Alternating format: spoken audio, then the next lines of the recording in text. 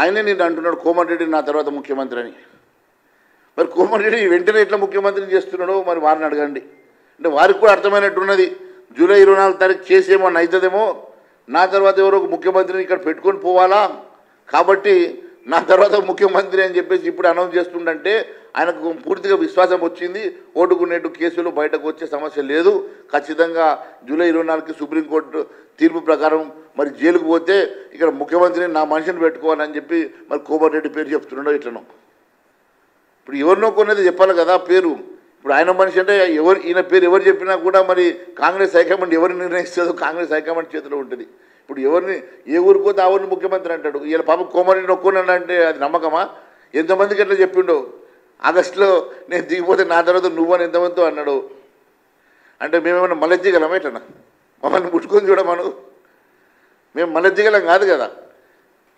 ఇప్పుడు ఆయన high tension wire అయితే ఎవరైనా ఏ పార్టీ అయినా కూడా ఈరోజు చూస్తూ ఊరుకోదు. ఒక్క విషయం వారికి తెలవాల్సింది ఏంటంటే, నేను పాటకు తెరిస్తే డోర్ తెరిస్తే ఏ పార్టీలో కూడా ఒక ఎమ్మెల్యే బిగిరాడు అందరూ నా వైపు వచ్చేస్తారని చెప్పిన ముఖ్యమంత్రి కనీసం 2/3 అనేది తెచ్చుకొని మర్జీ చేసుకుందాము, గతంలో కేసీఆర్ చేసినట్టు నేను కూడా అదే మాదిరి 2/3 చేసి నేను కూడా ఛాంపియన్ అనిపించుకుందామని ప్రయత్నం చేస్తున్నాడు.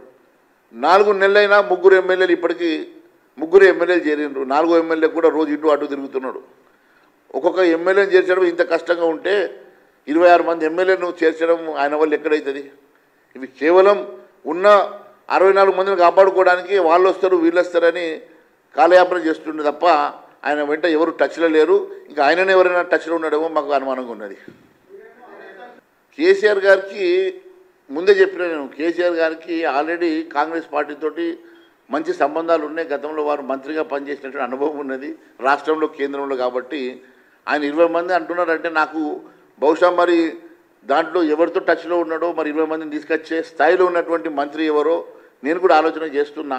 మరి నిజంగానే మరి కేసీఆర్ గారు అంత పెద్ద మాట అన్నారంటే డెఫినెట్గా మరి కాంగ్రెస్ పార్టీ నుంచి ఎవరో వారికి టచ్లో ఉన్నారో, మరి టచ్లో ఉన్న వ్యక్తి మరి కోమటిరెడ్డి కావచ్చు. అందుకనే ఈయన కోమటిరెడ్డి నువ్వే ముఖ్యమంత్రి ఆపే ప్రయత్నం చేస్తున్నాడు మరి.